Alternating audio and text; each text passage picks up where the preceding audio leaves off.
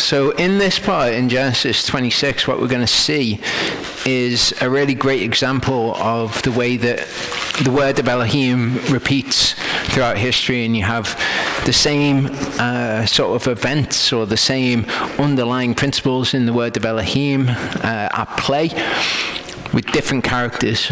And even in this, some of the characters are actually the same. I'm going to tell you something that happened in my life, which is like this, repeating again the same principles, the same sort of underlying themes. It says, and there was a scarcity of food in the land, besides the first scarcity of food, which was in the days of Abraham. So when Abraham went to Mitzrayim, to Egypt, and Yitzchak went to Avimelech, king of the Philistines in Gerar.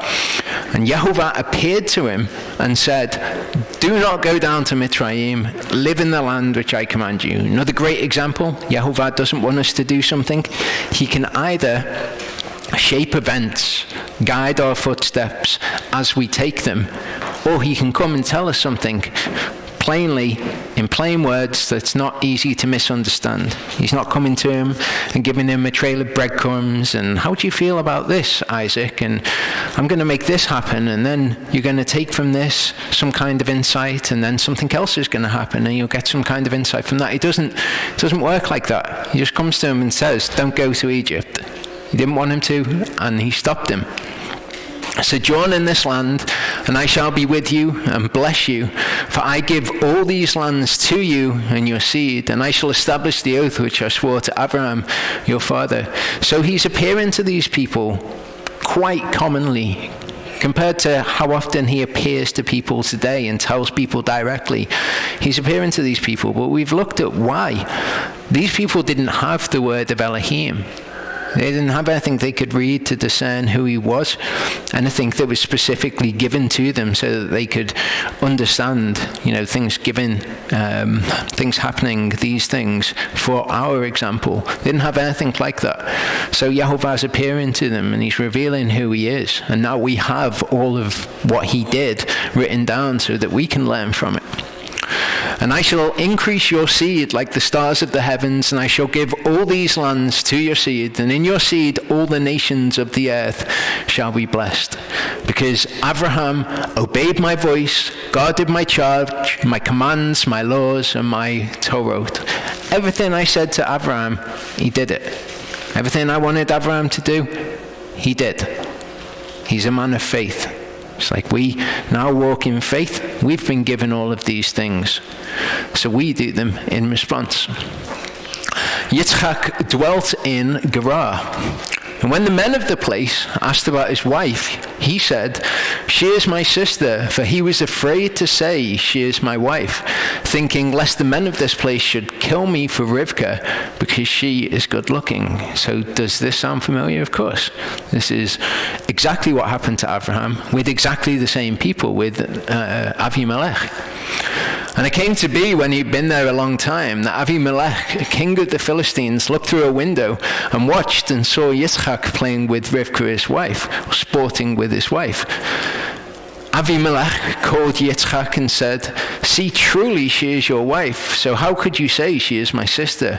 And Yitzchak said to him, because I said, lest I die on account of her. Imagine this is bringing to Avimelech's mind exactly what happened with Abraham. And we can see that he's learned something from that encounter. It says, and Avimelech said, what is this that you've done to us? One of the people had almost lain with your wife, and you would have brought guilt on us. And Avimelech commanded all his people, saying, he who touches this man or his wife shall certainly be put to death. And when we read this in the English, we miss what it is that Avimelech has learned from his previous encounter. Okay, so this is Genesis 26. In Genesis 20, it says, and Elohim said to him in a dream, yea, I know that you did this in the integrity of your heart, and so I kept you from sinning against me. This is when he encounters Abraham. For this reason, I did not let you touch her. And now, return the man's wife, for he's a prophet. Let him pray for you, and you live. But if you do not return her, know that you shall certainly die. Okay, so he's told, now if he sins, it's going to be after the likeness of the transgression of Adam, where he is held accountable for it, because he's been told, do not do this thing. And he's told the same thing that Adam is told. Okay, you shall certainly die. But we miss the similarity with Genesis 26 when we read it in the English. Okay, here is Genesis 26. Avimelech charges people, saying, anyone who touches this man or his wife shall surely be put to death, is how it's rendered. But you'll notice the words that it's got as the root words here. This is muth, and this is muth. So when in Hebrew two words are used right next to each other, it's called the parallelism, and it adds emphasis to what is being said. Like when Yeshua says, verily, verily, I say unto thee. So we've got muth and muth. And here in Genesis 20, we've got the same words. We've got muth, muth, and muth right next to each other. Now, in the actual Hebrew, these words are modified. They're modified by things like the person, the first person, second person, third person, the tense, and all sorts of different things. So in the Hebrew, in Genesis 26, we've got this word. Okay, that's a mem first there, reading right to left. Mem, a vav, and a tav. The vav makes an O sound in this case. It's a cholam word. So that's mot. And then there we've got mut being modified as yumat.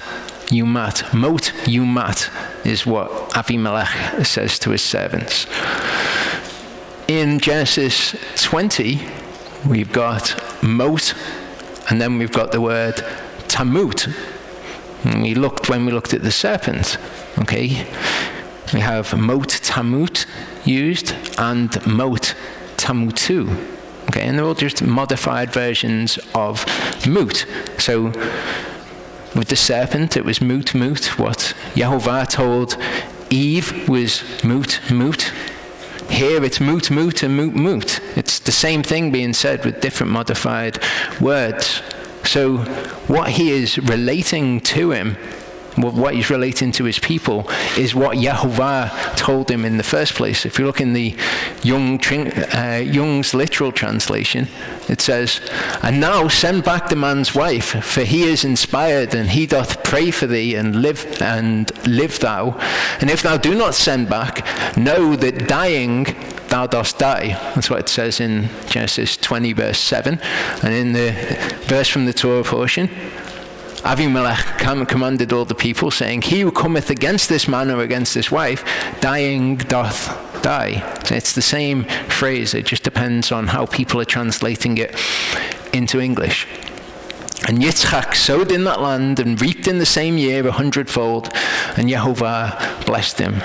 Allusions there to the parable of the sower. What's sown on the good land, either you'll reap 100-fold, 30, 60-fold, depending. But Yitzchak reaped 100-fold from what he sowed in the physical land. And the man grew great and went forward until he became very great. And he came to have possessions of flocks and possessions of herds and a great body of servants. And the Philistines envied him. And the Philistines had stopped up all the wells which his father's servants had dug in the days of Abraham his father, and filled them with dirt. And we saw before that the unrighteous will hate the righteous. The Philistines were envying him here, like the Jews were envying Yeshua. But this is something that you'll see, people's reactions.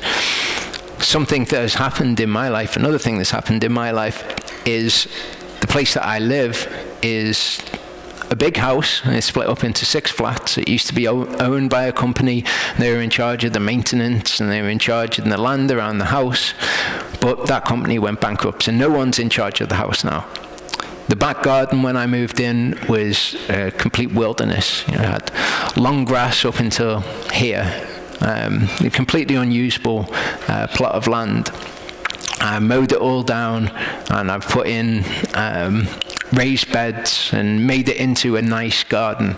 But you would think that the response that would provoke in people in the house is, oh, you've planted a nice garden outside.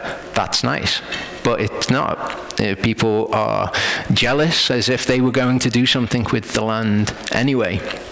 So perhaps I can take instruction from this in how I am to deal with these people. Okay? Not a big problem. It's just things that have been said that I've heard. And Abimelech said to Yitzchak, "Go away from us, for you are much mightier than we." So Yitzchak went from there and pitched his tent in the Wadi Gerar and dwelt there. And Yitzchak dug again the wells of water which they dug in the days of Abraham his father, for the Philistines had stopped them up after the death of Abraham. And he called them by the names which his father had called them.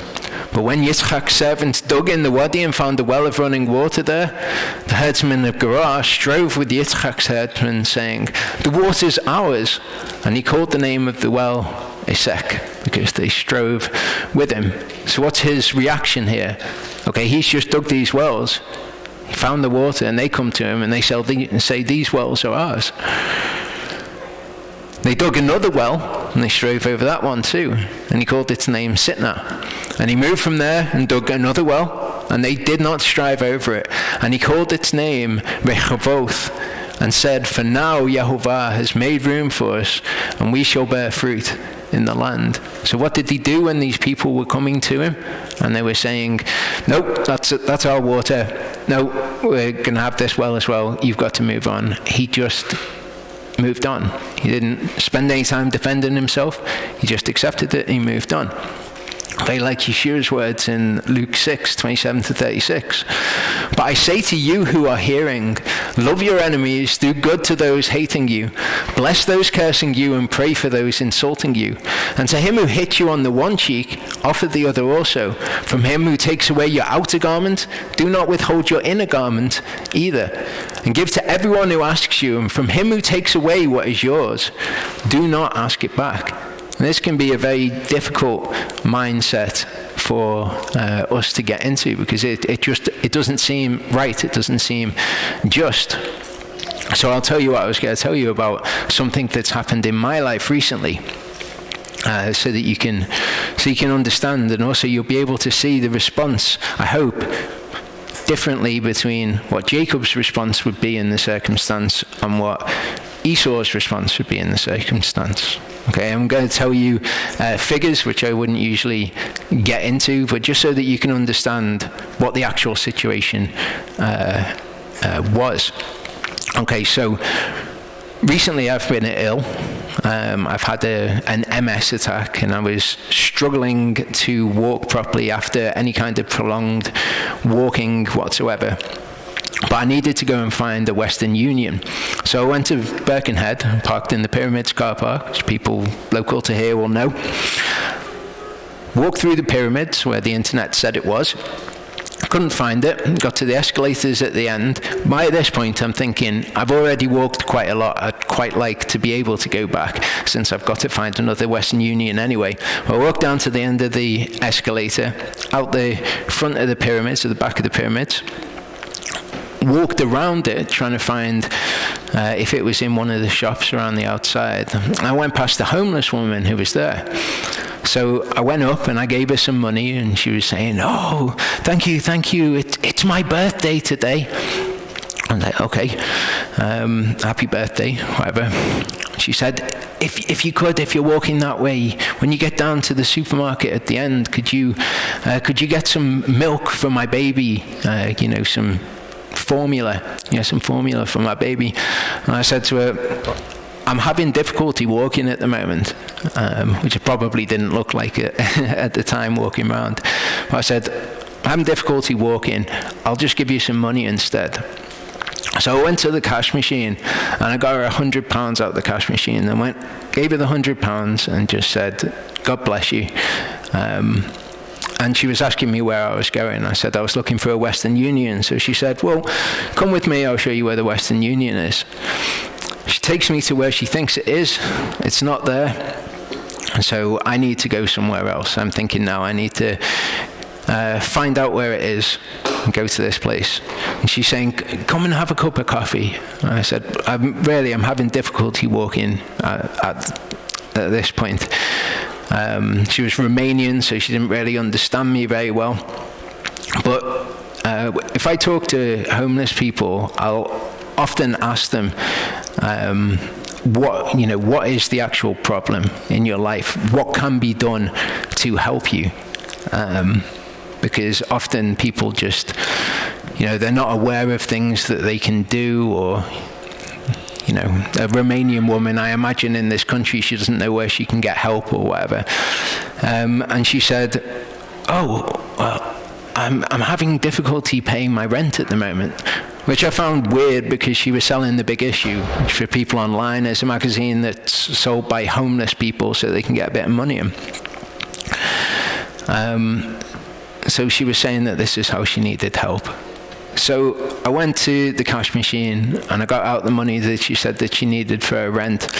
And when I went over to her, I gave her the money and I said, you can use this money for whatever it is that you want to use this money for. Because I thought, there's a possibility here that she's lying to me. She doesn't actually need this money to pay the rent. Maybe she's on benefits or whatever. People are professional beggars. So I gave her the money and I thought, I don't want her to incur any guilt because of this. I said, you can spend it on whatever you want. And she said, thank you. She asked for my phone number at this point. So I give her my phone number. She says, do you live alone? I said, no, I live with my wife. And she was saying, don't tell your wife that you gave me this money. I was like, really, it's okay. She would have given you the money herself. You don't need to worry about it. But she was like, no, don't tell your wife. So I'm thinking that there's something going on. Also, when I was going to give her the money, she said, no, don't let anyone see you give me the money. Which I thought was weird. Maybe people around there know her and they might have come up and said something. I don't actually know, but there were alarms being raised in me giving her money. So I get in the car, go off, do the things I need to do, and it comes around to the Sabbath. I get a phone call from this woman, and she's saying, you need to come and meet me in 20 minutes. Where are you? Can you come and meet me in 20 minutes? I was like, well, what do you want? And she said, my daughter, I want my daughter to meet you. And it transpired throughout the conversation. She didn't really want my daughter to meet me. She wanted to get some nappies for her baby, I think she said. And she was asking, where's the church? I was like, oh, okay. Well, how come you want to come to the church? And I was saying, I need to go to the church. It's the Sabbath. And she was like, well, churches give people things, don't they? They'll be able to provide nappies and stuff. I said, well, we don't have anything like that there. And I said to her, you can't be calling me up to just ask me for money. After the phone call was over, though, I was thinking on these words. I was thinking, wow, that was really quite wrong to respond in this way, because I don't know what Yehovah might have been doing through that situation, testing me, certainly. If somebody asked something of me, though, I should give that thing to that person. I thought, I've acted badly here. So I rang her back and I said, I will come and I will give you some nappies, I'll give you some milk, what you need. So I arranged to meet her the next day. Went out, got the nappies, got the milk, met her in the car park. She comes into the car and she takes the nappies, and I'm talking to her a little bit because I want to understand what her situation is, who she actually is. And the conversation comes round to her saying that she's Romanian, and what she actually wants to do is to go back to Romania.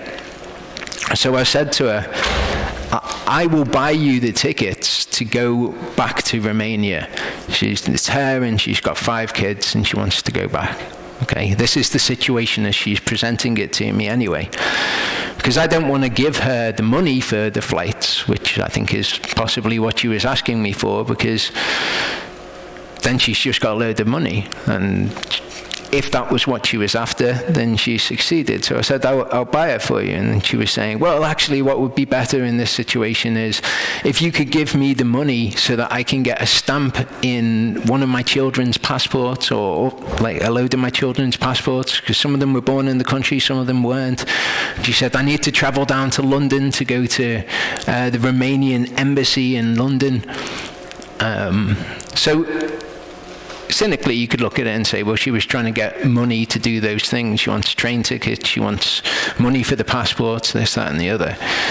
So I said to her, I'll take you to the place in Liverpool where you need to go and get the stamps on your passport, and I'll take you to London, and we can go to the Romanian embassy, and, you know, you can do whatever it is that you want to do. But as I was questioning her about it, I was saying, you know, they're not going to just be able to issue a passport on the spot in London. I was saying, where is this place that you want to go to? And she was like, oh, don't worry about it, I know where it is, I've been there before.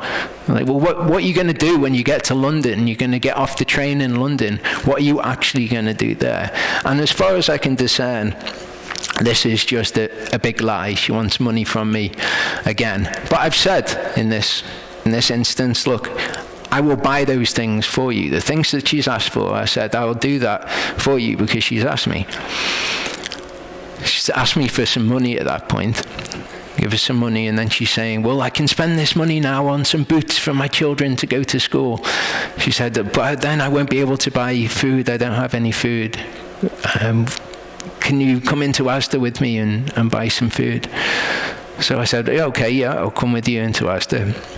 I go into Asda. And I think when this woman in her position, I think probably what she thought is, this person's given me a fairly significant amount of money.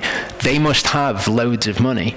I'm not a rich person, but I'll try to do with Yalvar's money what he asked me to do in his word. But to her head, she probably thought, well, he's just got a stupid amount of money, he'll give me whatever I'm asking for. Well, I go into Asda anyway, and she's going around Asda, and she's taking these things off the shelf. She takes like 3 pairs of boots off the shelf, which are for her kids that she needs, and she goes around and gets food. So I get these things for her, and go down to the car park, and I say goodbye to her. She gets a phone call from a friend who she's going to go and meet for a cup of coffee. So she goes off, and I drive home. As I'm pulling into the drive, I get a phone call from her. And she was like, have you made it home? Yeah, I've made it home. And she said, where's the receipt to all the stuff that you just got? So, you know, you could look at that and say, what she's probably going to do is she's probably going to try and take all of this stuff back and then just get the cash for it. And so obviously I'm aware of this, and I say, I've got the receipt here. And she seems annoyed at this point, and she's saying, no, I need the receipt. Maybe the boots won't fit the kids. I said, well, if that's the case, that's fine. You can call me up and we'll go back to Asda and we'll swap the boots for some boots that fit. And she was very kind of annoyed at this point, and she says, okay, bye. Get inside, I'm doing some work, and I get another phone call from her. And she this is annoying me at this point. I'm becoming very annoyed, but up until this point, I'm following this. I'm saying this is what I need to follow. Someone asks me for something, I give it to them. It's not for me to stand in the way of that and say, this doesn't seem right that I'm doing this. So she rings me up, and she says, JP, I've got some earrings in a pawn shop. I go, okay. She said, if I don't get them back by tomorrow, I'm going to lose them, and they're incredibly sentimental. They've got incredible sentimental value to me. Like, okay. Why are you telling me this? And she was like, because if I don't get them back by tomorrow, I'm going to lose them.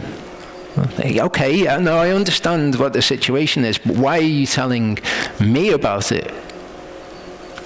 Is it that you want me to buy these earrings back for you? Which is a stupid thing to say, because then she would have asked me to do it, and then the word says that I should do it.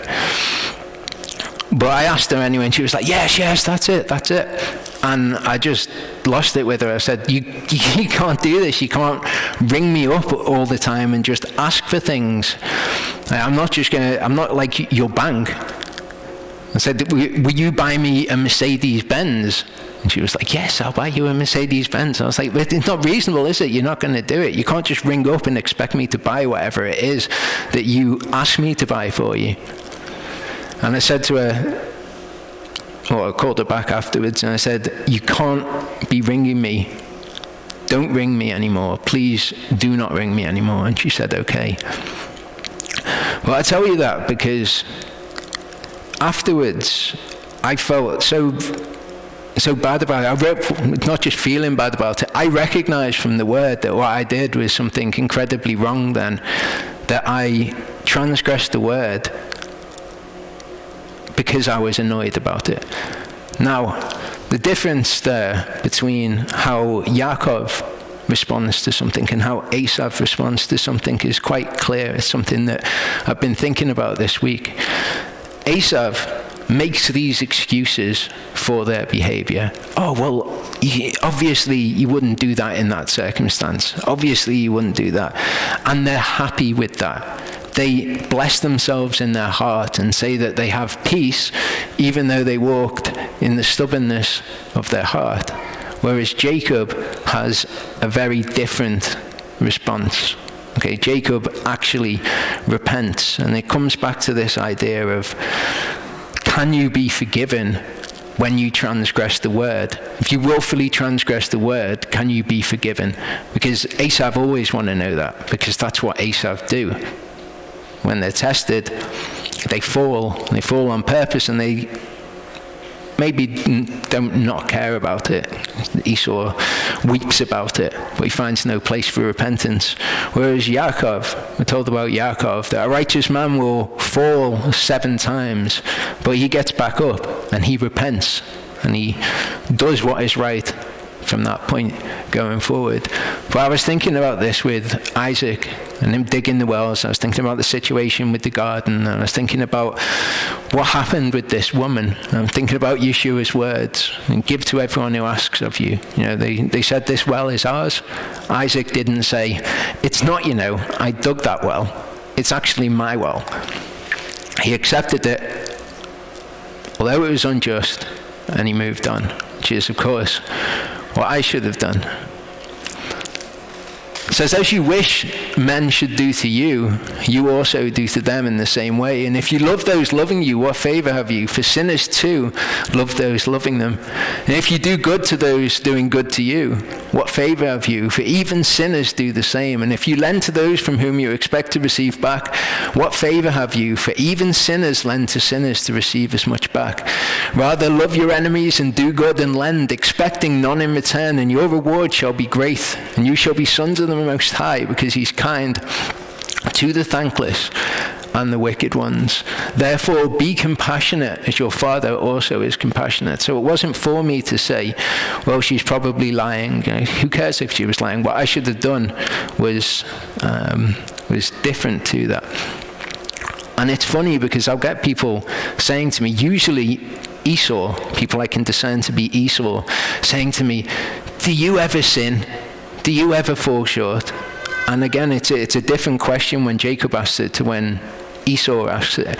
Esau wants to ask it because they want to feel better about the fact that they sin. They hear someone speaking about practicing righteousness and being tested and passing the test, and they want to feel like the person who is telling them that, which convicts them, sins themselves, so that they can excuse themselves from it. But as I say, Jacob's response is different.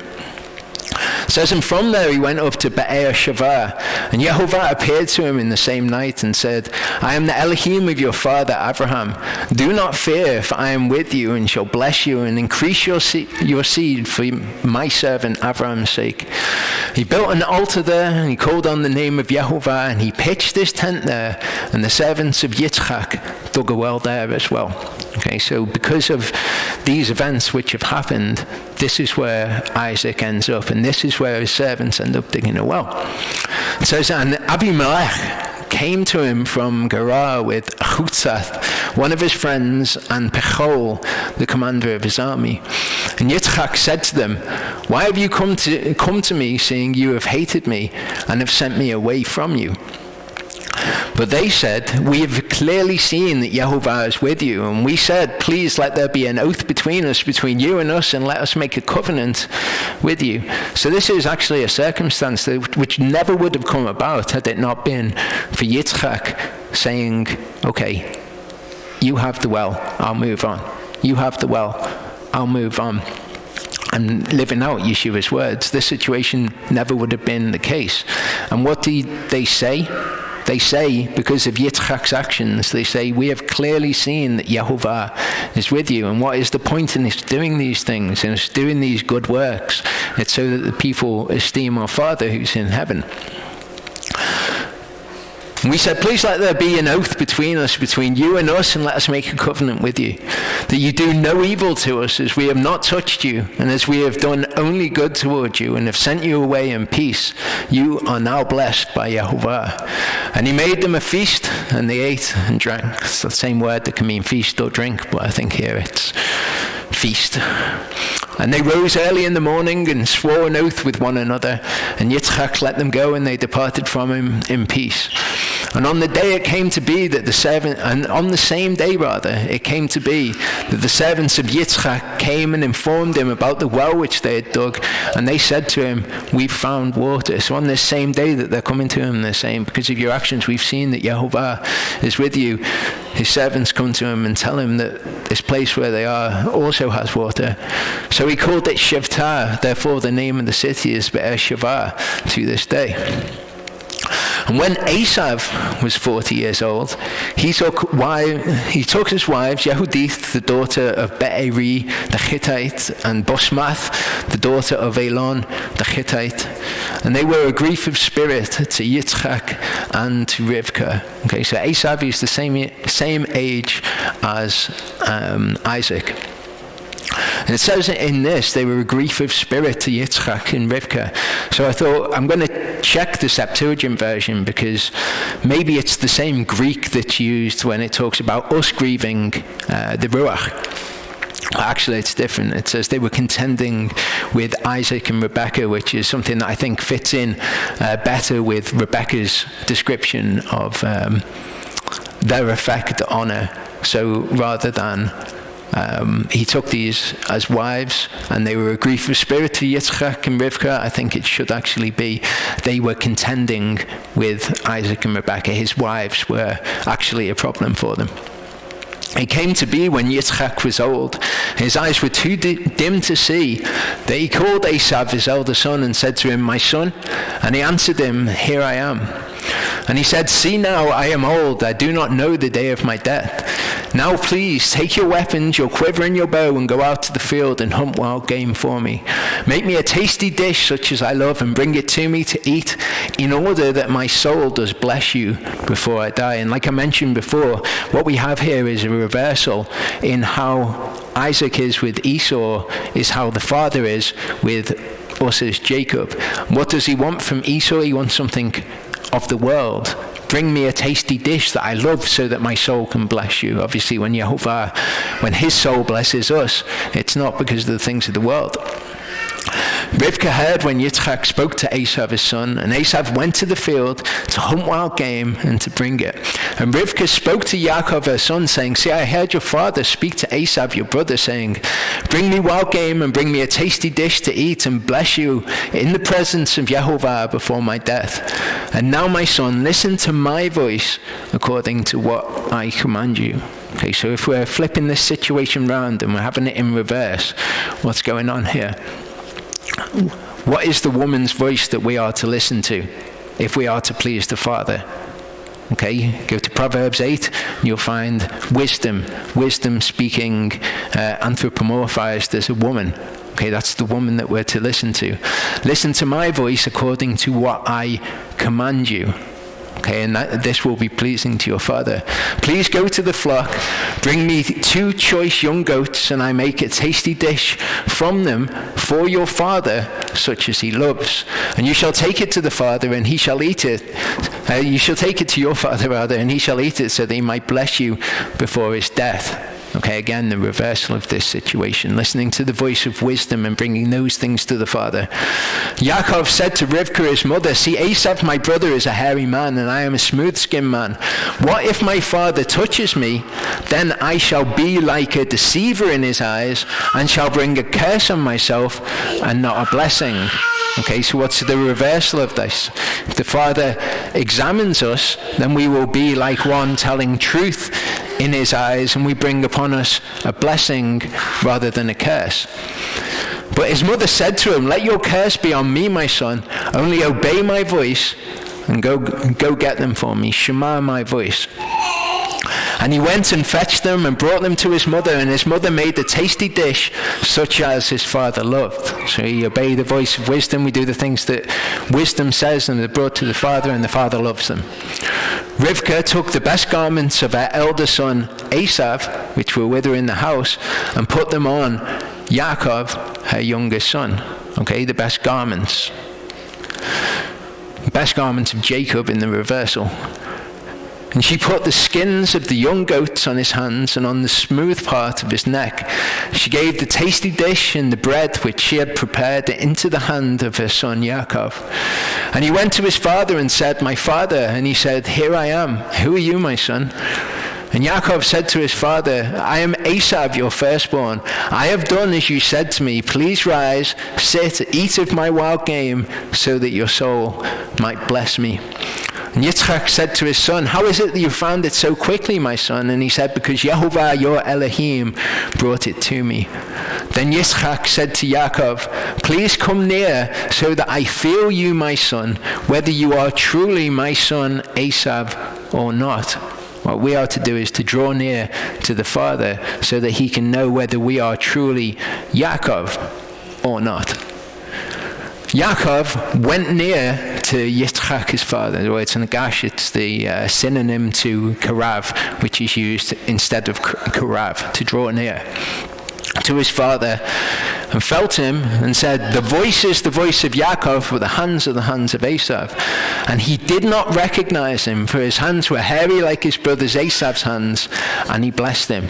Okay, so the voice is the voice of Yaakov, but the hands are the hands of Esav, and he didn't recognize him because he had Esav's hands. Matthew 7:21-23 says, not everyone who says to me, Lord, Lord, shall enter into the kingdom of heaven, but he who is doing the will of my Father in heaven. Many shall say to me in that day, Lord, Lord, have we not prophesied in your name, and cast out demons in your name, and done many mighty works in your name? Then I shall declare to them, I never knew you. Depart from me, you who work lawlessness. And that word that's translated as recognize in the Hebrew with Yitzchak means to know. So what we have, people who come with the voice of Yaakov, okay, Lord, Lord, we've done many mighty works, all of this, we're speaking as Yaakov, but what are their works? What are their hands? Their hands are the hands of Esav. And what does the Father say? He says, I never knew you. And he said, are you truly my son Esav? And he said, I am. And he said, bring it near me and let me eat of my son's wild game so that my soul might bless you. So he brought it near to him and he ate, and he brought wine and he drank. Okay, this is us bringing the spiritual things to the Father. His father Yitzchak said to him, please come near and kiss me, my son. And he came near and kissed him, and he smelled the smell of his garments and blessed him and said, see, the smell of my son is like the smell of a field which Yehovah has blessed. And Elohim give you of the dew of the heavens and the fatness of the earth, plenty of grain and wine. Let people serve you and nations bow down to you. Be master of your brothers, and let your mother's sons bow down to you. Cursed be those cursing you. Blessed be those blessing you. Okay, and this is an obvious departure from Yehovah, because Yehovah does not judge by an outward appearance. Yehovah judges by what is internal. So again, it's a reversal of what we have here. Okay, and he smelled the smell of his garments. We've looked before, we went through Tazria and Metzora, at what the garments represent, and it's how people appear outwardly to people, which is an important lesson for us here. We're just men. We can't judge somebody's heart. We don't look and see their heart. We see their outward appearance. Yitzchak smelled his garments. He couldn't look upon him because he's going blind, but so he smells his garments. And people sometimes will pass the smell test. People will outwardly appear to us to be people that they're not. It came to be as soon as Yitzchak had finished blessing Yaakov, and Yaakov had hardly left the presence of Yitzchak his father, that Esav his brother came in from his hunting, and he too had made the tasty dish and brought it to his father and said to his father, "Let my father rise and eat of his son's wild game, so that your soul might bless me." And his father Yitzchak said to him, "Who are you?" And he said, "I am your son, your firstborn, Esav." Then Yitzchak trembled exceedingly and said, "Who was it then who hunted wild game and brought it to me? And I ate all of it before you came, and I have blessed him. Yea, he is blessed." Okay, so again, it's a reversal of what we see.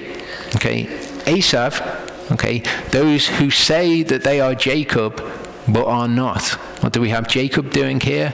Saying that he is Esav, but he's not.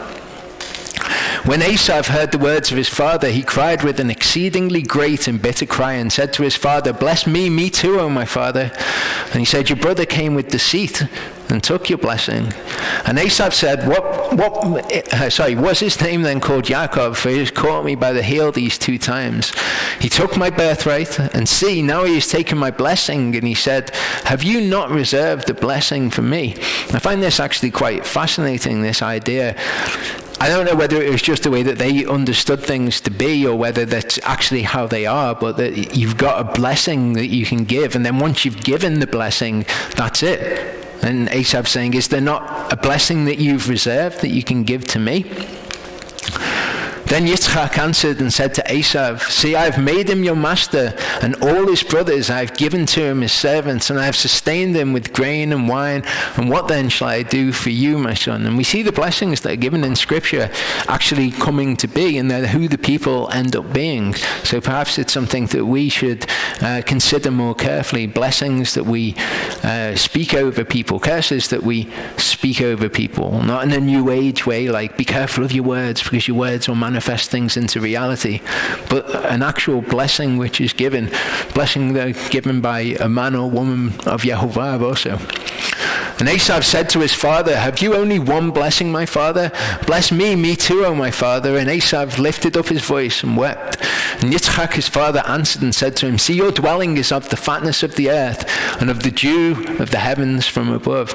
With Yaakov, he says that Yehovah will give you these blessings. With Esav, he says your dwelling is of the fatness of the earth. So you will receive these things, but they're not going to be from Yehovah. "And by your sword you are to live and serve your brother, and it shall be, when you grow restless, that you shall break his yoke from off your neck." And what is it that Esau do? Okay, when they are in discomfort, what do? They break Yaakov's yoke from off their neck. They want nothing to do with it. They want the blessings, they want the inheritance, but they don't want the yoke that comes with it. And Esav hated Yaakov because of the blessing with which his father blessed him.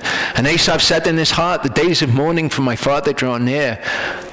Then I'm going to kill my brother Yaakov." And the words of Esav, her older son, were reported to Rivkah.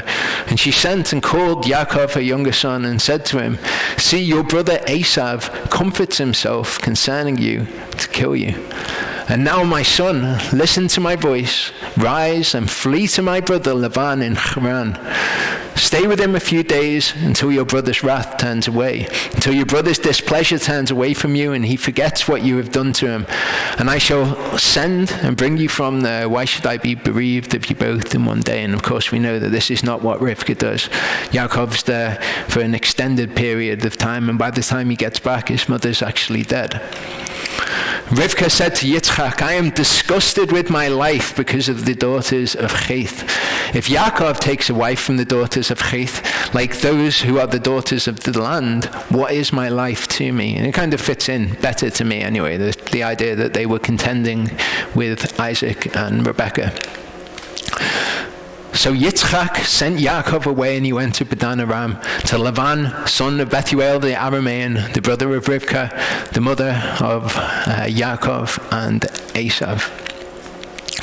In Genesis 35, verse 3, we see that this period of time where Yaakov is away from home, where he is fleeing from his brother Esav, this is how it's described. It says, let us arise and go up to Bethel, and let me make an altar to Ael, who answered me in the day of my distress, and has been with me in the way which I have gone. Okay, and the word that's used there is Sarah. This is relevant because people will probably be familiar with a phrase of Jacob's trouble. And people think that it's the end times, that's the time of Jacob's trouble. But it turns out to not be the case. The time of Jacob's trouble is actually when Israel and Judah are exiled from the land. Another time of Jacob's trouble when Jacob was exiled because of his sin. Okay, so when Jacob is exiled, Israel and Judah, because of their sin, that's called the time of Jacob's trouble. It's mentioned in Jeremiah 30. It says, the word that came to Yirmiyahu from Yehovah, saying, thus spoke Yehovah Elohim of Yisrael, saying, write in a book for yourself all the words that I've spoken to you. For look, the days are coming, declares Yehovah, when I shall turn back the captivity of my people, Yisrael, and Yehudah, declares Yehovah, and I shall bring them back to the land that I gave to their fathers, and let them possess it. Okay, so what he's talking about is this period of time. Israel, Judah are scattered, and he says, look, there's going to come a time when I'm going to bring them back. These are the words Yehovah spoke concerning Yisrael and Yehudah. For this is what Yehovah said, we have heard the voice of trembling, of fear, and not of peace. Ask now and see if a man is giving birth. Why do I see every man with his hands on his loins like a woman in labor, and all faces turn pale? And I think this is where people get the idea that it's the end times, because the end times are described as the birth pangs, aren't they? This is different though. This is talking about a man holding onto his loins like a woman giving birth. This is a man who is in pain. This is what this period of time when Israel and Judah are exiled from the land is like. Okay? Oh, for great is that day, there is none like it, and it is the time of Yaakov's Sarah, Jacob's trouble. But he shall be saved out of it.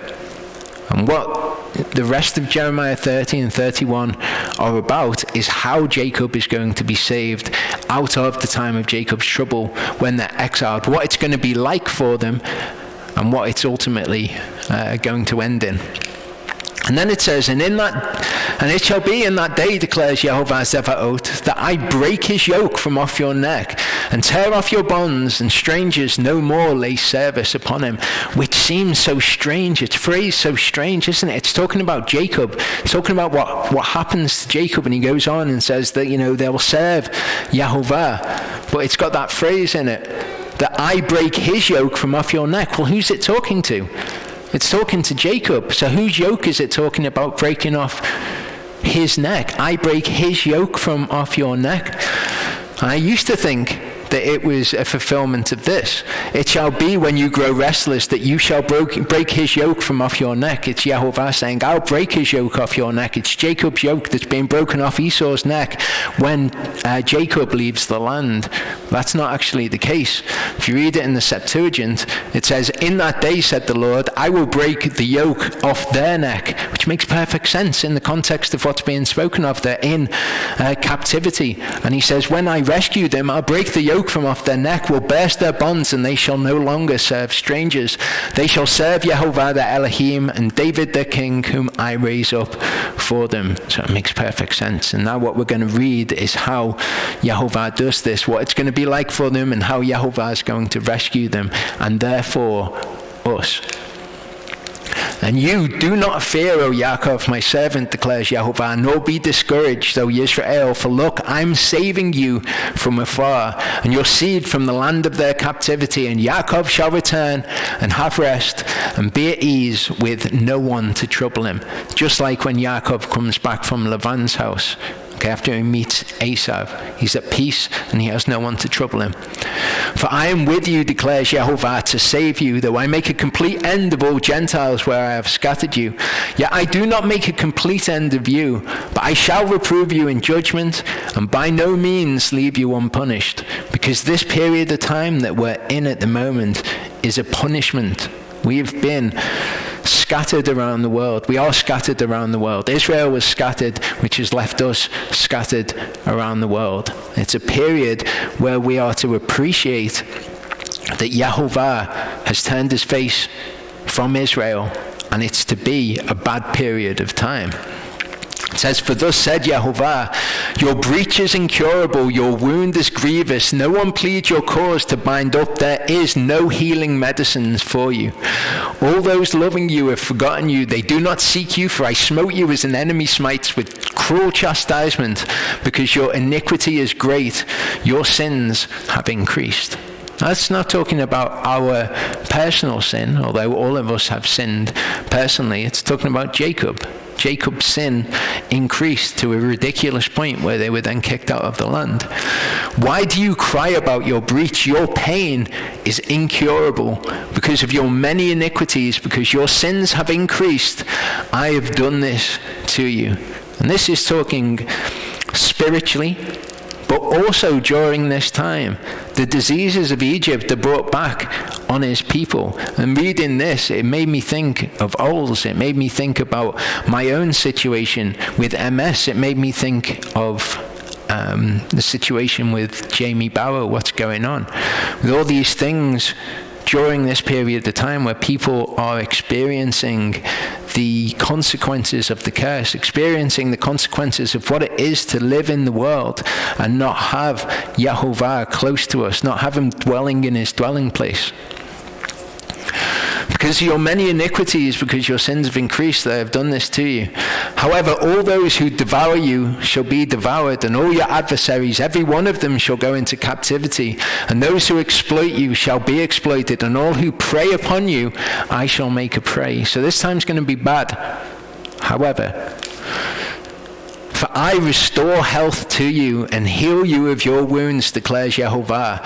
For they have called you an outcast, saying, this is Sion, no one is seeking her. Deuteronomy 28 describes this time. It says, it shall be that as Yehovah rejoiced over you to do you good and increase you, so Yehovah does rejoice over you to destroy you and lay you waste, and you shall be plucked from off the land which you go to possess. This is the ultimate end of all these curses which come upon his people. It says that's going to be it. I'm going to rejoice over you to remove you from the land and put you in this position. Yehovah shall scatter you among all peoples from one end of the earth to the other. There you shall serve other gods which neither you nor your fathers have known, wood and stone. And among those nations you are to find no rest, nor have a resting place for the sole of your foot. But there Yehovah shall give you a trembling heart, failing eyes, and sorrow of soul. And your life shall be hanging in suspense before you, and you shall fear day and night, and not be certain of your life. In the morning you say, oh, that it were evening. Evening you say, oh, that it were morning, because of the fear of your heart with which you fear, and because of the sight which your eyes see. Okay, so this is how this period of time is to be for us. But Yehovah, even when he's saying all this to his people, he's saying, but fear not, because I'm with you, and I'm going to heal you, and I'm going to restore you. Deuteronomy 4 says, and Yehovah shall scatter you among the peoples, and you shall be left few in number among the Gentiles where Yehovah drives you. And there you shall serve gods, the work of men's hands, wood and stone, which neither see, nor hear, nor eat, nor smell. But from there you shall seek Yehovah your Elohim, and shall find when you search for him with all your heart and with all your soul. In your distress And that word is zar.